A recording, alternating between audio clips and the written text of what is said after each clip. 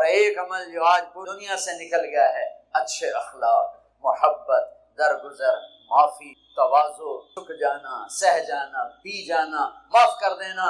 ایک آدمی کا عمل تولا جائے گا اور وہ ایسے ہو رہا ہے، یہ مجھے دیکھو یوں ہو رہا ہے، کبھی یہ ڈول نیچے ہو جاتا ہے، کبھی یہ نیچے ہو جاتا ہے۔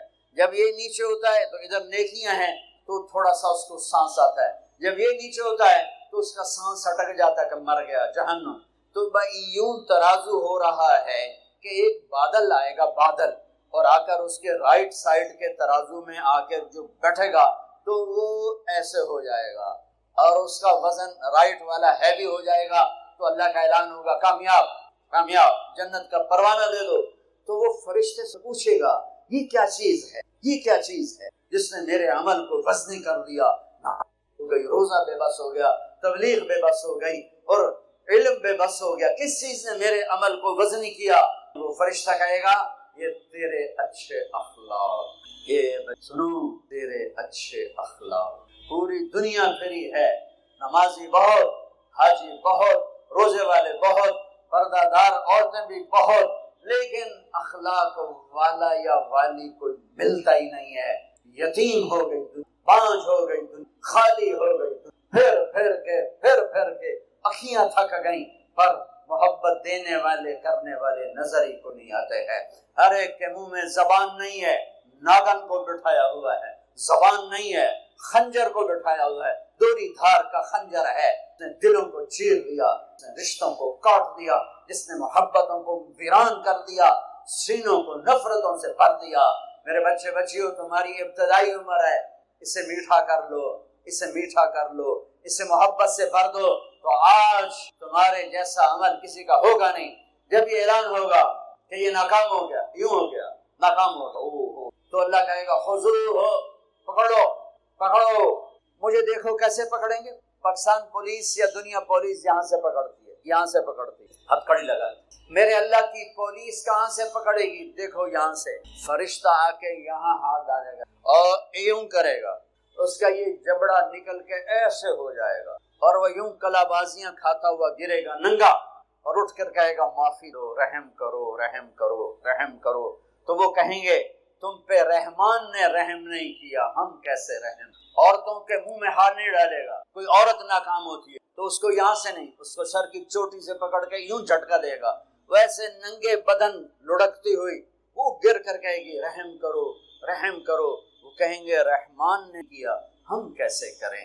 یہ ایک خوفناک ناکامی ہے جس کا سامنا کرنا ہے ان انسانوں کو، ان مردوں عورتوں کو جو غفلت کی زندگی مر گئے، جو ظلم کی زندگی مر گئے، جو نافرمانی کی میں مر گئے، جو تباہی اور بربادی کی زندگی میں مر گئے۔ ان کے لیے یہ میرے رب کا فیصلہ ہے، میرے بچوں، میری تم سب ہماری اولاد ہو، ہماری قوم کا، ملک کا سرمایہ ہو۔ اس ملک کی نوجوان نسل برباد ہو جائے، اسے ٹیکنالوجی اونچا نہیں لے جا سکتی۔ جس ملک کی نوجوان نسل غیرت مند ہو، عزت دار ہو، دامن پاک ہو، صاف ہو، نظروں میں حیا ہو، پاکیزگی ہو، وہ ٹیکنالوجی کے بغیر بھی ہواؤں میں ہوتے ہیں۔ انسان کی بلندیاں وہ ٹیکنالوجی سے نہیں طے ہوتی، انسان کی بلندیاں اس کے اخلاق سے، اس کے کردار سے، اس کے حیا سے، اس کی پاک دامنی سے طے ہوتی۔ ہم یتیم ہو گئے، ہم فقیر ہو گئے، میرے دیش سے اخلاق کا جنازہ اٹھ گیا۔ میرے نبی سے پوچھا گیا قیامت کب آئے گی؟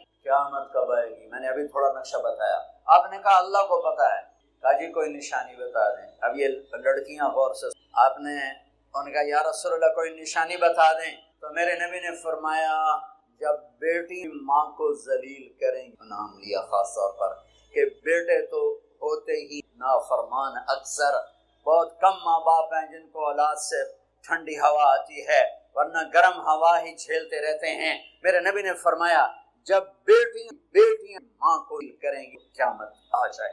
یہ نہیں کہا جب کفر پھیلے گا تو قیامت آئے گی، جب شراب پی جائے گی، زنا ہوگا تو قیامت آئے گی، پتھروں کی پوجا ہوگی تو قیامت آئے گی، کہ جب بیٹیاں ماؤں کو ذلیل کریں گی تو قیامت آ جائے۔ ایک صحابی کی بیگم نے پیغام بھیجا، یا رسول اللہ میرا خامل مر رہا ہے، کلمہ نہیں پڑھ رہا۔ صحابی ہو کے کلمہ نہیں پڑھ رہا، کمال صحابی۔ آپ بھاگ کے گئے، ہم نے کہا بیٹا کلمہ پڑھ، پڑھوانے والے نبی، پڑھنے والا صحابی، کہا جی پڑھا نہیں جاتا، بول رہا ہے کلمہ نہیں پڑھا جا رہا۔ ہم نے کہا کیا ہو؟ کہا جی بس پڑھا نہیں جاتا۔ آپ نے فرمایا اس کے والدین میں کون زندہ ہے؟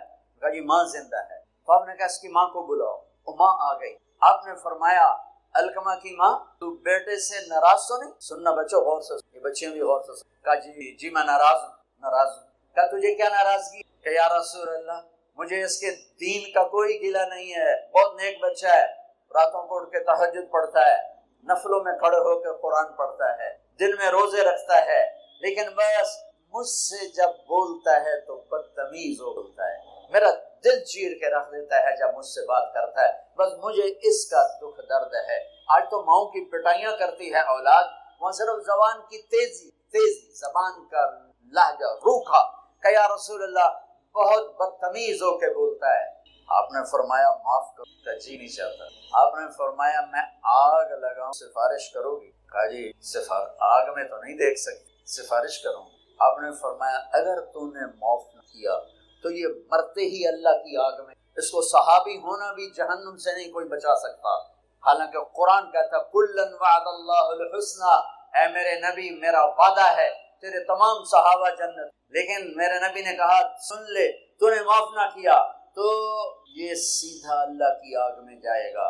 سفارش کرتے ہو، معاف کرتے ہو؟ کہ جی میں اب معاف کر۔ آپ نے کہا بیٹا لا الہ الا اللہ کہے، اس نے کہا لا الہ الا اللہ اور جان نکلی۔ آپ نے اس کا جنازہ پڑھایا، اس کے دفن میں شریک ہوئے اور پھر اعلان کیا اس کی قبر پہ کھڑے ہو کر جس نے ماں باپ کو دکھ دیا اس پہ اللہ کی لعنت، اس پہ فرشتوں کی لعنت، اس پہ زمین آسمان کی لعنت، نہ نماز قبول ہے، نہ روزہ قبول ہے، نہ صدقہ قبول ہے۔ یہ ناکام انسان کی شکل ہے بچوں، یہ ہونے والا ہے اللہ کی قسم، کچھ تیاری کر کے مرنا ہے۔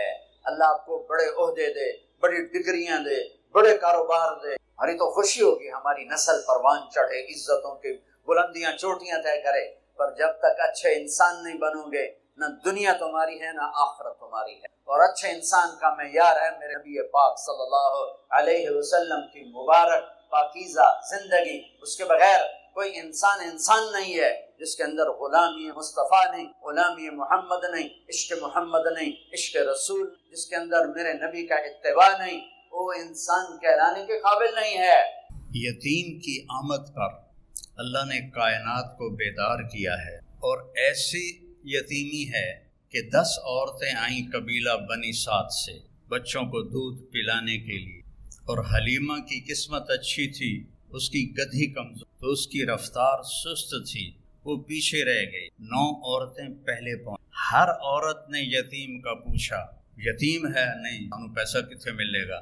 اگلا بچہ لے لیا۔ دوسری آئی، یتیم ہے؟ نہیں، مجھے پیسے کون دے گا؟ اگلا بچہ لے لیا۔ یتیم ہے، مجھے پیسے کون دے گا؟ اگلا بچہ لے لیا۔ اس دن 10 بچے پیدا ہوئے تھے، اور ایک روایت میں آتا ہے جس دن اللہ کے نبی پیدا ہوئے اس پورے سال میں پوری دنیا میں، چاہے وہ ہند تھا یا سندھ تھا، اللہ نے ہر عورت کو بیٹا دیا۔ اس پورے سال میں ہر عورت کو اللہ تعالیٰ نے بیٹا عطا۔ تو جب سعدیہ آئیں حلیمہ تو بچے تو سارے جا چکے تھے، تو انہوں نے بھی انکار کر دیا، نہیں میں تو نہیں لڑوں، میں نے پیسے کون دے۔ تو جب وہ سارا مکہ پھر گئیں تو بچہ ہی کوئی نہیں۔ ان کے خامن تھے ابو کبشہ، کہنے لگے حلیمہ خالی گود کیا جانا، یتیم کو لے لے چلو، ہمیں اللہ اجر ہی دے گا۔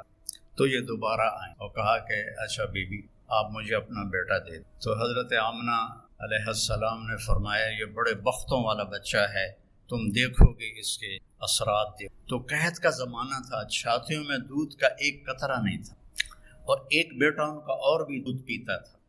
جو ہی حضرت حلیمہ نے گود میں لیا تو دونوں چھاتیاں دودھ سے بھر گئی۔ تو بڑی حیران ہوئی، تو انہوں نے دودھ پلایا ایک طرف سے، جب دوسری طرف سے پلانے لگیں تو آپ نے کہ یہ میرے دوسرے بھائی کا حصہ ہے، میں نہیں پیوں گا۔ اس طرح اللہ کی ہدایت چل رہی تھی اس معصوم بچے کے ساتھ۔ اب رات ہو گئی تھی تو حضرت حلیمہ نے کہا اونٹنی سے کوئی دودھ ہی نکال کے لا، بھوک سے برا حال۔ وہ کہنے لگے بیمار اونٹنی، ہڈیاں تے چمڑا، دودھ کتھو؟ چلو شاید کوئی قطرہ 2 قطرہ ہی نکل آئے، جا تو صحیح۔ تو وہ برتن لے کر گئے، تھوڑا اندھیرا تھا تو انہوں نے جب وہ تھنوں کو ہاتھ لگایا تو دودھ سے بھر کے نیچے آ چکے ایسے۔ تو انہوں نے نکالتے گئے، وہ سارا برتن بھر گیا۔ اونٹنی کا تو تھوڑا سا دودھ ہوتا ہے، وہ سارا برتن بھر گیا۔ جب وہ لے کر آئے تو حضرت حلیمہ کہنے لگی یہ کہاں سے آ گیا؟ کیسی اونٹنی سے آ کر؟ پھر یہ اس بچے کی برکت۔ جب صبح ہوئی اور حلیمہ نے آپ کو گود میں لیا اور اپنی گدی پر بیٹھی. گدھے بھی میرے نبی مانتے تھے اور آج ہم امت ہو. تو اس نے ایک دم سے جھٹکا لیا اور اپنا منہ قبلے کی طرف کر کے اور ایسے سجدہ کی. پھر سر اٹھایا، پھر ایسے اس نے پھر سر اٹھایا، پھر ایسے 3 دفعہ اس نے سجدہ کیا، شکرانے میں کہ آج میری کمر پر 2 جہان کے سردار تشریف فرما. اور جب سفر شروع کیا، ان کی قبیلے کی 24 گھنٹے پہلے جا چکی تھی، لیکن اونٹنی اور گدھی میں ایسی رفتار آئی، وہ 24 گھنٹے کا سفر طے کر کے ان سے آگے نکلنے لگی. تو حیران ہو کر کہنے لگی، حلیمہ تیری سواری بدل گئی ہے، کیا ہوا ہے؟ انہوں نے فرمایا، نہیں، میرا سوار ان لہذا الصبی لشأن، یہ میرا سوار بدل گیا ہے، یہ پیدائش سے. اور جب آپ وہاں تھوڑے سے بڑے ہوئے اور بکریوں کے ساتھ جانا شروع تو جبریل آئے، انہوں نے آ کر آپ کو چٹان پہ لٹایا، سینہ چاک کیا اور دل نکالا اور اس کو صاف کیا اور پھر وہاں فٹ کر وہ چلے گئے. تو ان کے جو بھائی تھے وہ دوڑے گئے کہ میرے قریشی بھائی کو کسی نے قتل کر دی. جب وہ واپس آئے تو دیکھا ٹھیک ٹھاک بیٹھے تھے لیکن گھبرائے ہوئے تھے. اتنے بچپن سے آپ کی طہارت کا اللہ نے نظام چلایا. ایک مرتبہ آپ بکریاں چرا رہے تھے، یہودی گزرے تو وہ کہنے لگے یہ بچہ کون ہے؟ تو حلیمہ کے خامن اب کا پشا نے کہا میرا بیٹا ہے. کہنے لگے اگر تم کہتے نا کہ اس کا باپ مر چکا ہے تو ہم اسے یہیں قتل کر دیتے، یہ آنے والے وقت کا نبی ہے. 12 سال کی عمر میں حضرت ابو طالب آپ کو لے کر تجارت کے لیے گئے.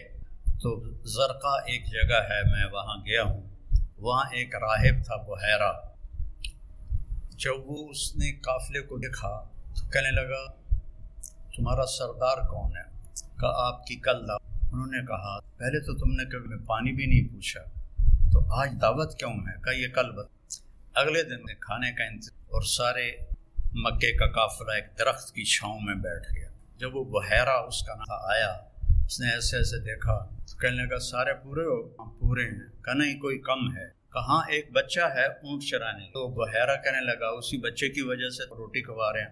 تو انہوں نے کہا اس بچے کو بلاؤ. تو پھر ایک آدمی گیا آپ کو لینے. جب آپ تشریف لائے چھاؤں ساری کور ہو چکی، سارے لوگ چھاؤں میں بیٹھ چکے. آپ کے لیے چھاؤں میں جگہ نہیں تھی. دھوپ میں جو ہی بیٹھے تو درخت کی شاخوں نے آگے بڑھ کر آپ کے اوپر سایہ کر. تو بحیرہ یہ دیکھ رہا تو پھر وہ آیا اور آپ کو کھڑا کیا. کہنے لگا یہ کس کا بیٹا؟ تو حضرت ابو طالب نے کہا میرا بیٹا. جھوٹ، میرا علم کہتا ہے اس کا باپ مر چکا. تو فرمانے لگے ٹھیک کہتے ہو، یہ میرے بھائی کا بیٹا ہے لیکن مجھے اپنے بیٹوں سے عزیز. پھر اس نے آپ کی کمر سے کپڑا ہٹایا تو مہر نبوت تھی. کہنے لگا اس کو یہیں سے واپس لے، یہ آنے والے وقت کا نبی ہے، اگر یہودیوں نے دیکھ لیا تو اسے قتل کر دیں. تو ابو طالب نے وہیں اپنا سامان بیچا، شام بھی نہیں گئے اور وہاں سے واپس چلے. ایک دفعہ حضرت عمر رضی اللہ تعالیٰ عنہ تجارت کے لیے شام گئے تو وہاں ان کا جھگڑا ہو گیا. تو ایک شامی سردار نے گرفتار کروا لیا اور اپنے وہاں غلامی میں لے. تو حضرت عمر رضی اللہ عنہ 2-4 دن ٹھہرے، پھر موقع پایا اور اس کو مارا ڈنڈا. شامی سردار کو وہ مر گیا. ان کو پکڑنے لگے تو وہ بھاگے. اب یہ بدو آدمی تھے، وہ شہری پکڑ ہی نہیں پا رہے تھے. آگے جب گئے تو ایک پادری کھڑا تھا گرجے کے دروازے پر. اس نے حضرت عمر آتے دیکھا، دور سے بلایا، وہ اندر لے لیا، دروازہ بند کر کے کھڑا ہو گیا. پیچھے سے مجمع آیا، جی آپ نے کوئی بدو دیکھا یہاں؟ کہا کوئی نہیں ہے، چلو بھاگ جاؤ. چلے گئے. وہ اندر آیا، کہنے لگا کہا میں عرب ہوں. کہاں سے آئے؟ کہا میں مکہ سے آیا. کہنے لگا تمہارے شہر میں کسی نے نبی ہونے کا دعویٰ کیا ہے؟ ان کا نہیں. کہا ان قریب تمہارے شہر میں ایک نبی ہونے کا دعویٰ، وہ آخری نبی اور تیرے مقدر میں اس کا ساتھی بننا لکھا ہوا ہے اور تیرے مقدر میں اس ملک کو فتح کرنا لکھا ہوا ہے. تو مجھے یہاں تحریر لکھ دے کہ جب تیری فوجیں میرے ملک کو فتح کریں گی تو میرے گرجے کو نہیں. حضرت عمر کہنے لگے میری غربت دماغتا نہ اڑاؤ، میں تو اتنے مزدوری کرنا آیا روٹی واسطے، تجھے میں نے بادشاہ بنا رہے ہو. وہ کہنے لگا تو کیا فرق پڑا، تو لکھ دے، چاہے میں جھوٹ ہی کہہ رہا ہوں تو لکھ دے. تو حضرت عمر نے لکھ دیا کہ جب میری فوجیں آئیں تو اس کے گرجے اور اس کو کچھ نہ کہا جائے. اور حضرت عمر لکھنا جانتے تو سائن کر. پھر جب حضرت عمر کے زمانے میں ملک شام پر لشکر کشی ہو رہی تھی، تو پھر آپ نے وہ خط حضرت ابو عبیدہ کو دیا کہ اس راہب کی آپ نے حفاظت کرنی ہے۔ اتنا پہلے آپ کی آمد کی نشانیاں ظاہر ہوں شروع ہو گئی تھی۔ آپ درخت کے پاس سے گزرتے تھے، درخت کہتا تھا السلام علیکہ یا رسول اللہ۔ آپ پتھر کے پاس سے گزرتے تھے، پتھر کہتا تھا السلام علیکہ یا رسول اللہ۔ آپ مدینے میں تشریف فرما تھے، ایک بدو، آپ نے گو دیکھی ہے؟ آپ میں سے کسی نے گو دیکھی؟ اچھا، بی بی دیکھی ہے، تجھے نہیں دیکھی؟ اچھا، تو وہ جو صحرائی گو ہوتی ہے وہ بڑی ہوتی ہے، عرب وہ کھاتے تھے، اسلام سے پہلے کھاتے تھے۔ تو اس نے وہ گوہ کا شکار کیا ہوا تھا اور اس کو رسی سے باندھا ہوا تھا، ان کے ساتھ پہ لٹکا کے جاتا۔ راستے میں آپ کی محفل دیکھ، کہنے لگا ان کا یہ وہ ہے جو کہتا میں نے، تو اس نے اپنے اونٹ موڑا اور آ کر کہنے لگا تو ہے جو کہتا ہے میں نبی ہوں، تو نے گھر گھر میں لڑائی ڈال دی، اگر میری قوم کی اور تیری صلح نہ ہوتی تو میں ابھی تیرا سر اڑا دیتا۔ تو حضرت عمر رضی اللہ عنہ کی آنکھیں گھومنے لگی، یا رسول اللہ مجھے اجازت دے میں اس کا سر اڑاؤں۔ آپ نے کہا عمر تجھے پتہ ہے قاد الحلیم ان یکون نبیا، صبر والا اور معاف کرنے والا اور درگزر کرنے والا نبی بنتے بنتے رہ جاتا ہے، یہ اتنی بڑی صفت۔ پھر آپ نے فرمایا بھائی آپ کو مجھ سے کیا گلہ ہے؟ کہنے لگا گلے چھوڑو، پہلے تم میرے سوال کا جواب دو۔ اس نے گوہ کو کھولا رسی سے، شکار ہوا، مری ہوئی آپ کے سامنے ایسے پھینک دی۔ کہنے لگا اس سے کہو یہ تمہاری نبوت کا اعلان کرے پھر تجھے نبی، اور ایسے کھڑا تھا، یعنی میں نے اب اس کو لاجواب کر دیا، مویا تا بندہ نہیں بلیندا گو کتھو بولنا ہے، اہیں کھڑا تھا، ایسے کہو یہ تیری نبوت کا اعلان کرے۔ تو آپ نے اس کو ایسے دیکھا، کہا یا غب، غب گوہ کو کہ، تو اس نے ایسے آنکھیں کھولی، تو اس کی گردن تو ہوتی نہیں ہے، تو اس نے اپنے اگلے ہاتھ یوں اوپر کیے اور اپنا سینہ اٹھا کر کہا لبیک و سعدیک یا زین من وافا یو قیام، سبحان لبیک یا رسول، میں حاضر یا رسول۔ اور اس نے آپ کو ایک ٹائٹل دیا، ایک لقب دی۔ میرے پاس ایک کتاب ہے جس میں 1375 نام ہیں ہمارے نبی کے، القاب ہیں، تو احمد ہے، باقی لقب ہیں، تو اس میں ایک علامہ سندھی ہیں انہوں نے جمع کیا، تو سب سے خوبصورت ٹائٹل اس گوہ نے دیا ہے، یا زین وافا یوم قیامہ، قیامت کا دن بہت ہولناک ہے، یوم یجعل الولدان شیبا، الحاقۃ ما الحاقہ، القارعۃ ما القارعہ، هل اتاک الغاشیہ، زاغت الابصار، کیا کیا قرآن نے بیان کیا ہے قیامت کے دن کی ہولناکی کو۔ وہ کہنے لگے اے وہ ذات جس کی برکت سے قیامت کا دن خوبصورت ہو جائے۔ وہ بدو پہلے ایسے کھڑا تھا نا، پھر اینج ہو گیا، اسے گلا بے ایتا کو اور کم بن گیا، تو اس کے ہاتھ نیچے چلے گئے۔ تو کہنے آپ نے کہا من تعبد، کون ہے رب تیرا؟ کا من فی السماء عرشہ وفی الارض سلطانہ وفی البحر سبیلہ وفی الجنت رحمت وفی النار عقاب، میرا رب وہ ہے جس کا عرش آسمانوں پر ہے، سلطنت زمینوں پر ہے، راستے سمندر میں ہے، رحمت اس کی جنت میں ہے، عذاب اس کا جہنم۔ آپ نے فرمایا من انا، میں کون ہوں؟ من انا، کوہ بول رہی ہے، انسان نہیں بول، اور خوبصورت عربی میں بول رہی، من انا، میں کون ہوں؟ وہ کہنے لگی انت رسول رب العالم، آپ رب العالمین کے رسول ہیں۔ اور اس نے یہیں بس نہیں کی، اس کو اگلے مسئلے کا بھی پتہ تھا کہ ایسا بھی ہوگا، وخاتم النبیین، آخری نبی، آپ کے بعد کوئی نبی جو بھی آئے گا جھوٹا ہو، دجال ہوگا، وخاتم النبیین، قد افلح من صدقک، جو آپ کی پیروی کرے گا وہ کامیاب، وقد خاب من کذبک، اور جو آپ کے راستے سے ہٹے گا وہ ہلاک و برباد۔ تو آپ نے فرمایا 10 بھائی ہن کی صلاح ہے؟ کہنے لگے گو کلمہ پڑھ گئی، ہوں میں کیوں نہ پڑھا؟ پھر اس نے بھی کلمہ پڑھو، ایمان لایا۔ اللہ نے ایسے میرے آپ کے نبی کی نبوت کو، کائنات کی ہر چیز کے اوپر اس کی مہر۔ جبریل سے آپ نے فرمایا میں جو رحمت للعالمین ہوں، میری رحمت سے تجھے کیا حصہ ملا ہے؟ جبریل تو عرش کے نیچے ہوتے۔ کہ یا رسول اللہ مجھے بھی ڈر لگتا تھا کہ کہیں میں دوزخ میں نہ چلا جاؤں۔ تو جب اللہ نے آپ کے قرآن میں میری تعریف کی، انہ لقول رسول کریم ذی قوت عند ذی العرش مکین مطاع ثم امین، تو اس کے بعد یہ تسلی ہو کہ میرا اللہ مجھے دوزخ میں نہیں ڈالے گا، آپ کی رحمت للعالمین عرش سے جا کر ٹکرا رہی ہے. عرش کے اوپر تو پھر اللہ ہے، عرش کے ساتھ جا کے ٹکرا رہی ہے. تو میرے نبی کی نبوت سب سے جدا، سب سے الگ، سب سے مکمل، سب سے کامل. ترکتکم علی محجۃ بیضاء، میں جا رہا ہوں اور ایک راستہ دے کے جا رہا ہوں جو انتہائی روشن ہے. لیلھا کنہارھا، اس میں رات آتی نہیں، دن ہی دن ہے، دن ہی دن ہے. روشنی میں سفر طے کرو. لا یزیغ عنہا الا ہالک، ہاں اگر اس میرے راستے سے ہٹ جاؤ گے ہلاک ہو، برباد ہو، تباہ ہو جاؤ گے.